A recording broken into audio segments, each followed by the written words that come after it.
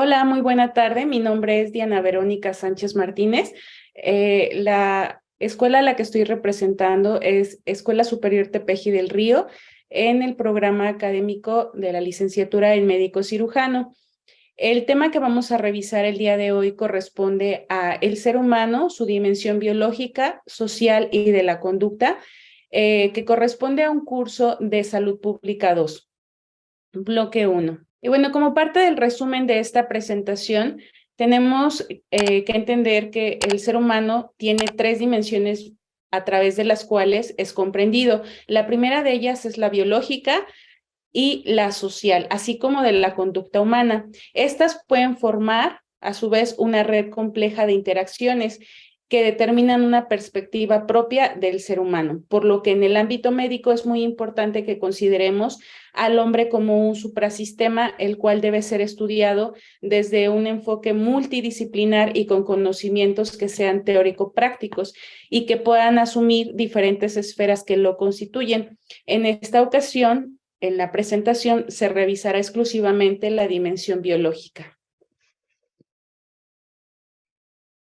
Y bueno, como primer punto tenemos aquí que las diferentes esferas mediante las cuales el ser humano ha sido estudiado. En este caso, la primera de ellas es la biológica. En la situación o en el ámbito médico corresponde estudiar sistemas, aparatos, su fisiología y su anatomía. En la cuestión psicológica ya le corresponde a otra área, sin embargo, también debe de ser comprendida desde el punto médico, puesto que esto tiene una gran influencia en aspectos biológicos y del comportamiento social a su vez, ya que no somos seres aislados o seres individuales, siempre actuamos en colectivo y desde luego nuestras conductas y comportamientos, así como la dimensión biológica se ven implicadas en el ámbito social. El problema aquí consiste en que el carácter biológico tiene a su vez un origen terrenal y o espiritual que ha sido concebido desde siglos pasados, que puede ser visualizado y discutido ampliamente desde un ámbito religioso y a su vez filosófico. Y aquí podemos encontrar nosotros diferentes controversias, dado que desde el ámbito científico hoy en día estas perspectivas quedarían obsoletas para entender procesos fisiológicos en el ámbito médico. Sin embargo, debemos incluirlas para dar una atención integral a los pacientes. Por otro lado, la personalidad da un sentido único y singular en el aspecto psicológico, la cual pues es exclusiva de cada individuo en cuanto a su pensamiento, a las emociones que éste tiene y el comportamiento que puede llegar a tener a través de las culturas. Cuando estas dos dimensiones o estas dos esferas se ven involucradas en el ámbito social, vemos que aparecen relaciones entre los individuos, la naturaleza y las formas en que las personas pueden llegar a crearlos. Esto, sin lugar a dudas, puede limitar o puede fortalecer en el ámbito médico las tareas o las actividades del personal de salud. En el aspecto de la dimensión biológica es muy importante considerar el estudio de las células, ya que éstas constituyen la unidad mínima de organización que puede tener el ser humano, a través de los cuales se pueden volver más complejos mediante los niveles de organización, ya que las células pueden conformar tejidos, estos tejidos órganos, los órganos, aparatos y sistemas, y estos a su vez individuos complejos como lo somos nosotros. Estos individuos atraviesan por ciclos de vida mediante los cuales la medicina tiene injerencia. Por ejemplo, el nacimiento de un nuevo individuo, la reproducción, el crecimiento, la salud y la enfermedad. Y además, en la dimensión biológica también es importante considerar al ADN como la molécula de la vida y los genes entre los cuales vamos a encontrar nosotros esta molécula que da las instrucciones para que se pueda construir un individuo completo. Como siguiente punto tenemos que Carlos Darwin es quien introduce en su libro El origen de las especies en el año de 1859 dos ideas que resultaron revolucionarias. La primera de ellas fue la evolución biológica y la segunda la selección natural. Sin lugar a dudas, estos causaron una revolución, dado que se creía que el hombre o el ser humano había sido estático desde su creación hasta la actualidad. Sin embargo, con estas dos ideas, Darwin nos deja claro que existía un cambio a través del tiempo, mediante la evolución biológica, que son todos estos cambios progresivos que no podemos visualizar en un periodo corto de tiempo, sino lo contrario. Esto se observa en millones de años, y la selección natural, que es el proceso mediante el cual los organismos sobreviven y se adaptan a las condiciones climáticas. Y en algunos casos, estos organismos que sobreviven y se adaptan pueden originar nuevas especies. Aquí podemos observar la imagen de Carlos Darwin. Por otro lado, su libro o su obra, publicada en 1859, y de este lado encontramos una especie de pinzones, los cuales fueron unas aves que él estudió para, en este caso, describir la evolución biológica a través de un antecesor común, como puede ir modificando características anatómicas y a su vez fisiológicas para dar origen a nuevas especies. Este es el principio básico, fundamental, mediante el cual podemos entender la evolución en cualquier organismo vivo, incluyendo el hombre.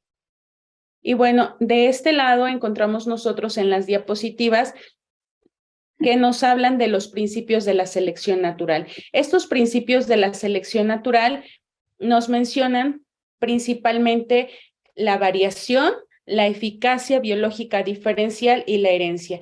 En el primer punto tenemos que los elementos de una población, que en este caso son las jirafas, que nos ponen como caso particular, es que toda la población se caracteriza porque tiene individuos que son diferentes, anatómicamente hablando. En cuanto a ello, debido a las características y a las diferencias, van a existir individuos que posean ciertas variantes que están asociadas a una mayor descendencia y longevidad. Por ejemplo, en el caso de las jirafas más altas, les permitió una mejor alimentación y, por lo tanto, debido a que tenían una mejor alimentación, eran mayormente capaces para reproducirse y para tener una buena condición de salud, a diferencia de las jirafas de una altura mínima.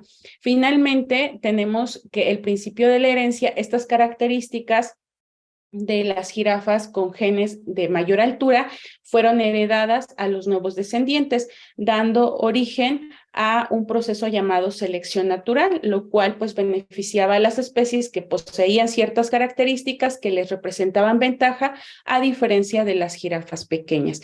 Este mecanismo básico de evolución, junto con lo que vendría siendo mutación, migración y la deriva genética, son los que contribuyen a que existan cambios y procesos en todos los individuos, incluyendo el hombre.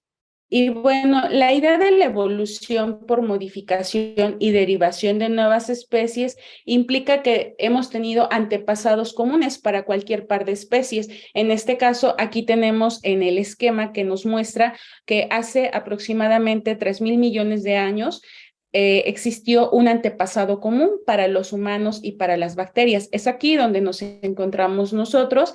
Sin embargo, tenemos similitudes, por ejemplo, con los chimpancés, los cuales también difieren de nosotros porque aproximadamente hace 7 millones de años hubo ese cambio o esta modificación de características físicas, anatómicas y por lo tanto fisiológicas. Sin embargo, esto hoy en día lo vemos muy cercano, pero para ello tuvieron que pasar millones de años en donde esos cambios pues fueran evidentes, como lo vemos aquí en esta imagen o en esta fotografía. El hombre moderno no tiene nada que ver con el hombre primitivo, y estos han ido evolucionando a lo largo del tiempo por procesos que ya mencioné anteriormente y que le permitieron una mayor ventaja y sobrevivencia en los ecosistemas que hemos tenido a lo largo del tiempo. Y pues bueno, es importante considerar que en cuanto a la anatomía y a las estructuras que pueden presentar algunos vertebrados, vamos a encontrar que todos los tetrápodos tienen extremidades con 5 dedos y a esto nosotros le llamamos homologías. Homo, iguales, y en este caso, aunque tengan diferentes funciones hoy en día, como en el caso de un cocodrilo, un ave, las ballenas, los caballos, los murciélagos y el hombre proceden de un tetrápodo o de un ancestro en común que se caracterizaba porque en este caso era un vertebrado. Estas estructuras óseas pertenecen a vertebrados, sin embargo, cada una de ellas hoy en día ha tomado una función diferente según el hábitat o el ecosistema donde se encuentre. Sin embargo, una analogía podemos observar nosotros dos estructuras de especies que provienen filogenéticamente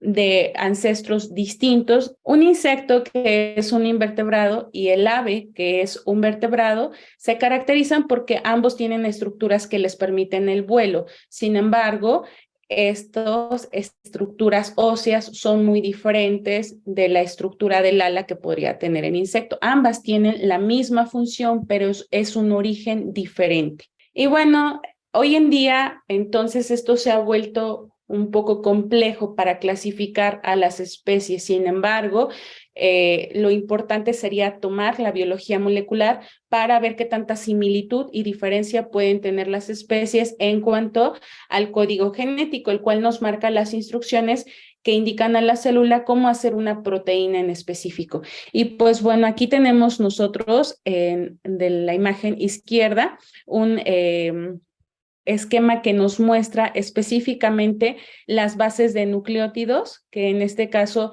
es una tabla de los codones del RNA, el cual es la molécula encargada de la síntesis de proteínas y por lo tanto de ciertas estructuras en el ser humano, en donde tenemos ciertas bases nitrogenadas como uracilo, citosina, adenina y guanina, y con la combinación diversa de estas podemos tener la creación de diversos aminoácidos, los cuales pues van a ser precursores y en este caso son moléculas importantes para diversas funciones fisiológicas en el ser humano.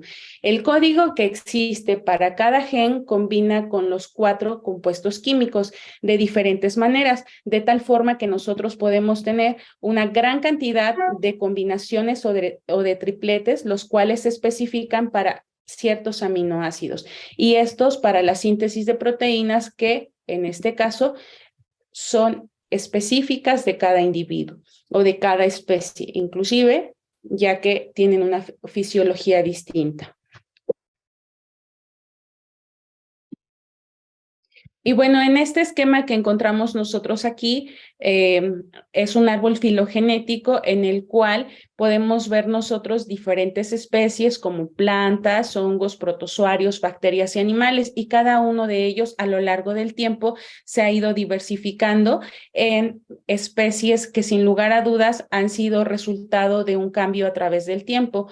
Todos los organismos estamos relacionados y hoy en día la taxonomía ha ocupado como base la biología molecular para agrupar a estos individuos, la cual específicamente para los seres humanos pues nos ha dejado en evidencia que tenemos ancestros en común con estos organismos vivos, desde luego en el reino Animalia y en el género Homo sapiens, como tal, nuestra especie. Esta disciplina, sin lugar a dudas, pues nos ha permitido clasificar a las especies. Sin embargo, es muy importante que se conozca el código genético de cada individuo para ver qué similitudes existen entre las especies y agruparlas, y a mayor diferencia, pues quedarían en grupos completamente separados. El análisis, por lo tanto, del ADN del hombre de Neandertal indica que aproximadamente entre el 1 y el 4% del genoma de la humanidad, exceptuando a los subsaharianos africanos, proceden de esta especie humana. En realidad, pues es un porcentaje que pudiéramos considerar bajo, sin embargo, pues tenemos las similitudes y semejanzas en cuanto a la fisiología y la anatomía con los hombres primitivos.